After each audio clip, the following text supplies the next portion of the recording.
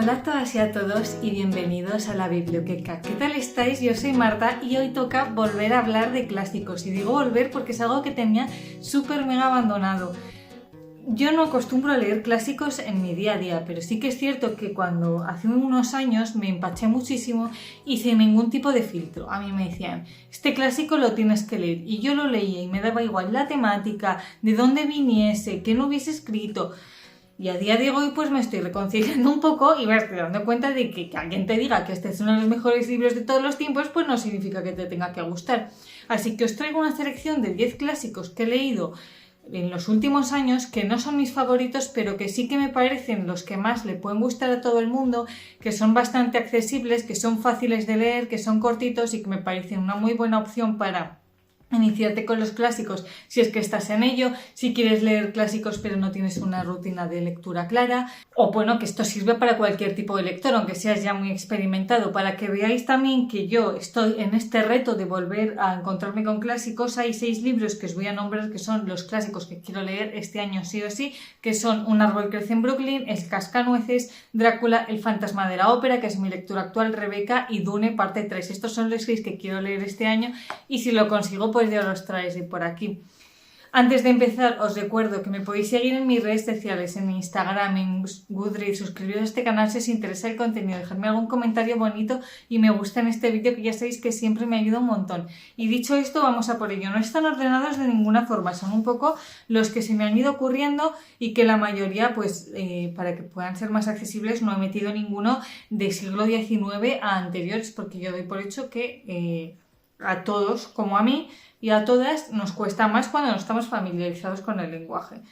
Vamos a ver, que me enrollo como una persiana. El primero que os quiero traer es el de Matadero 5, que yo creo que es un libro que no se suele recomendar mucho como clásico y que a mí me gustó muchísimo cuando lo leí, porque mezcla muy bien histórica con ciencia ficción, lo cual lo hace súper divertido y súper ameno. Se llama Matadero 5, la cruzada de los niños.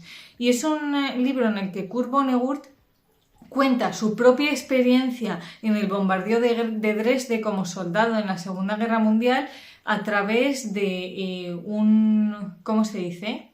Un alter ego suyo, que no me salía la palabra, que se llama Billy Pilgrim, que es un soldado que está allí luchando y que pues cuenta la cruda realidad de cómo a muchos jóvenes les mandaban a luchar en la Segunda Guerra Mundial cuando aún se chupaban el dedo, por decirlo claro, y que lo mezcla muy bien esto con ciencia ficción en el sentido de que hay un planeta de aliens que se llama Trafalgar. Nuestro protagonista puede viajar a este planeta automáticamente, digamos, teletransportarse mientras está en esta Segunda Guerra Mundial y que habla de cómo afronta el hecho de la muerte relacionado con que él pueda viajar en el tiempo a otros momentos aleatorios de su vida y también a este planeta.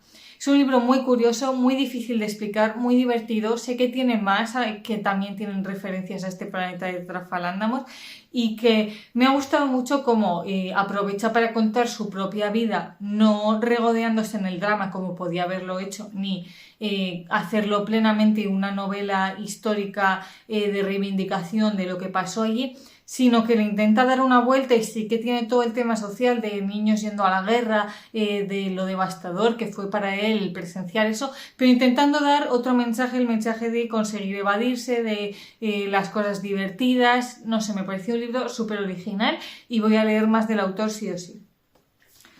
Otro que tengo por aquí y que me cogí en la realidad hace unos años y me gustó mucho fue A sangre fría de Capote. Esto es un true crime, aquí fue un visionario, Truman Capote, que tanto se pusieron de moda los true crimes hace unos años, y es que nos cuenta la historia de un asesinato de una familia entera por la noche. Desde el principio, desde que los sospechosos están, desde que los asesinos están planeando el asesinato, cómo se llevó a cabo y también todo el proceso posterior de su huida, de su juicio, del tiempo que pasaron en la cárcel. Truman Capote se enteró de este crimen y viajó con, ¿cómo se llama esta señora? Harper Lee, que es la de Matar a un ruiseñor, que eran muy amigos. Viajaron los dos hasta el lugar en el que habían sucedido los hechos, esperando a que condenaran, que encontraran a los sospechosos y los condenaran y poder vivir todo el proceso en primera persona, y estuvo 6 años redactando lo que vio allí. A mí me gustó mucho como el tema de cómo trataba el tema de que era un asesinato súper tonto y planeado de forma súper tonta y con consecuencias terribles, y cómo ponía el foco en eso, de cómo una acción tan tonta puede desembocar algo tan grande. Y también me gustó muchísimo cómo lleva el tema de los dos sospechosos, la parte de la detención y el juicio me pareció súper interesante, tiene muchísimo de psicología por aquí dentro, y es un libro, la verdad, que es súper accesible y súper fácil de leer.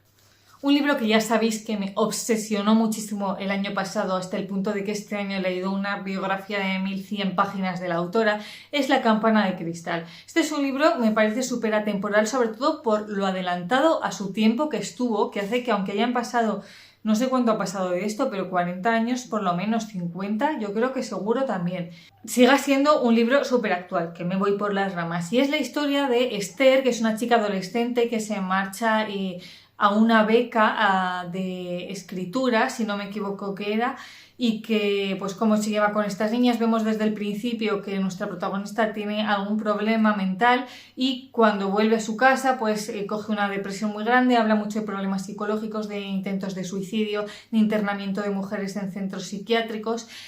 Para leer este libro yo sí que una cosa os digo, la importancia de este libro no está solo en lo adelantado a su tiempo que está y en las cosas tan revolucionarias que dijo, porque en la época en la que estaba ya este libro nos cuenta cómo nuestra protagonista no quiere vivir siendo lo que implica ser una mujer en esta época, tiene sus propias aspiraciones, no quiere casarse, cómo concibe las relaciones. Es súper importante saber algo de la vida de Silvia Plath. No os digo que os leáis un libro sobre esto, pero sí investigar por lo menos un cuarto de hora, media hora sobre la vida de Silvia Plath antes de leer esto, porque en este caso relación vida y obra son muy importantes. Hay muchos hechos de la propia vida de Silvia Plath que están aquí reflejados y que ayudan a entender también todo lo que vivió la autora, que es uno de los libros feministas a día de hoy por excelencia, y que me parece súper importante leer este libro y también muy accesible. Otro libro que leí el año pasado y que se coló en mis mejores lecturas es el de Mi familia y otros animales, de Gerald Darrell. Otro libro que es como que no pasa de moda, y eso que este libro es de los 50. Es la primera parte de una trilogía de Corfú, y aquí Gerald Darrell también fue muy visionario, porque esto es lo que a día de hoy llamaríamos un libro super cozy. Es un libro costumbrista de una historia familiar, de animales, de plantas, contado por un niño. Este libro es un safe place y son sus propias memorias de Gerald Darrell de cómo pasó un verano con su familia en la isla de Corfú, en Grecia.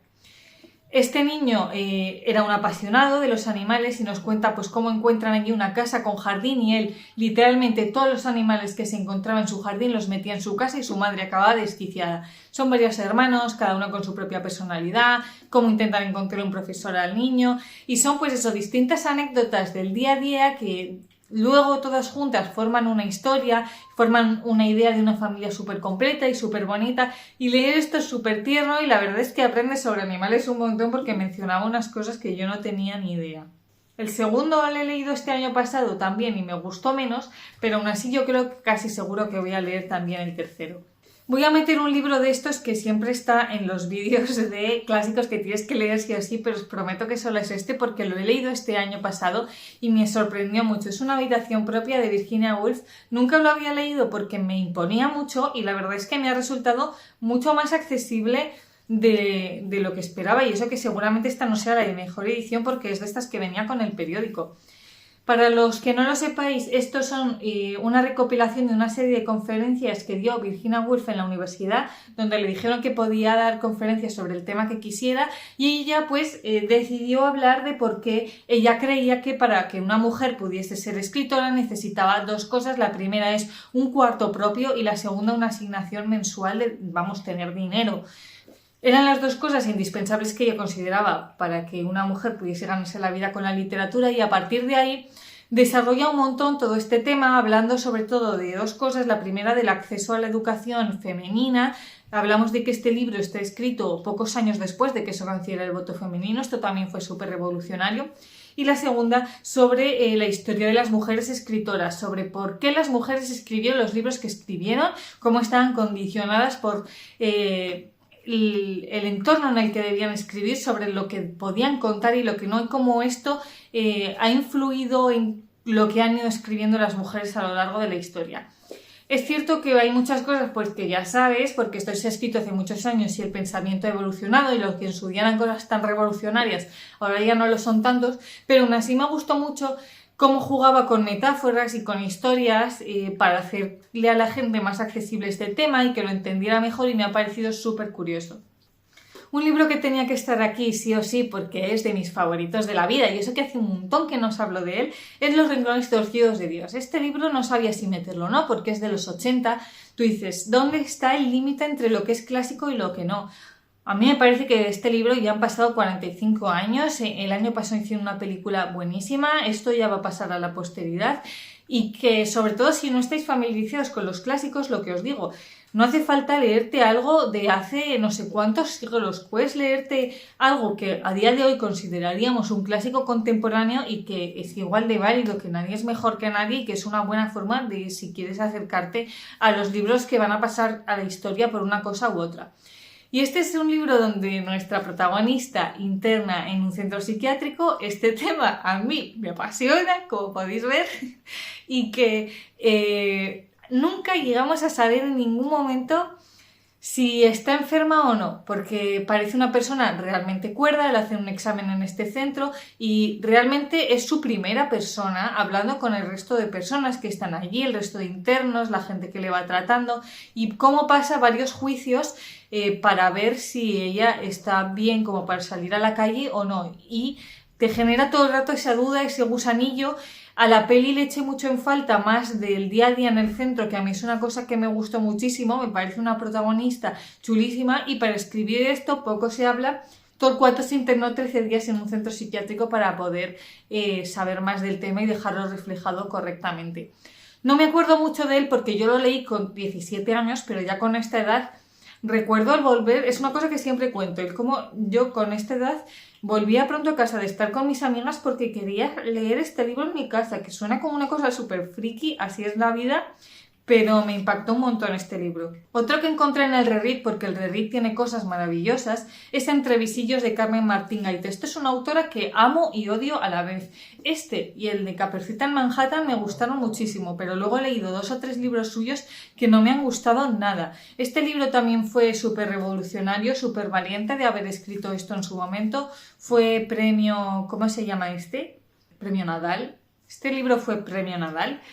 Y es una historia ambientada en Salamanca en los años 50, muy costumbrista. Este libro lo disfrutaréis un montón si os gustan los libros costumbristas, donde nos cuenta el día a día de las mujeres de este pueblo pequeño en Salamanca y cómo se diferenciaban en su momento las costumbres entre los hombres, que les vemos salir al casino, salir de fiesta, a los bailes, y las mujeres cómo se quedaban en casa cosiendo la mitad de las tardes. Esto es lo que ves al principio del libro y llega una persona que revoluciona un poco el pueblo y que les hace a las niñas del pueblo pensar si realmente este es el tipo de vida que quieren llevar o si no quieren aspirar a llevar el tipo de vida que pueden llevar los niños. Carmen Martín Gaite escribió esto durante el franquismo, un poco apología al tipo de vida que ella misma quería llevar o para sus futuras generaciones y que no estaba viendo en ese momento. Me pareció súper interesante.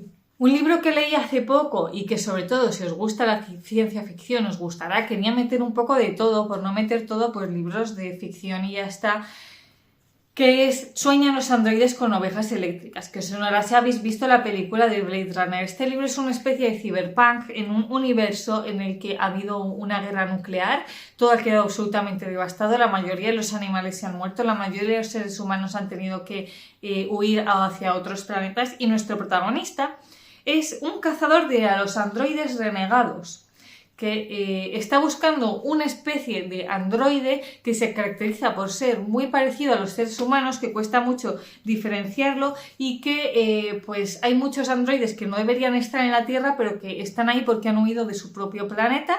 Es una cosa un poco extraña de explicar, es una distopía realmente alucinante, súper original, que tiene pues ya en su momento cuando se escribió esto, que no me acuerdo cuándo era, ya tiene muchos de peso el cambio climático, lo que podemos llegar a hacer con si realmente hubiese una guerra nuclear y con una ambientación que a mí me pareció súper entretenida. Este libro es de estos que te metes en la trama y lo tienes que leer hasta el final y es cierto que aunque no es de mis favoritos es un tipo de libro que puede gustar.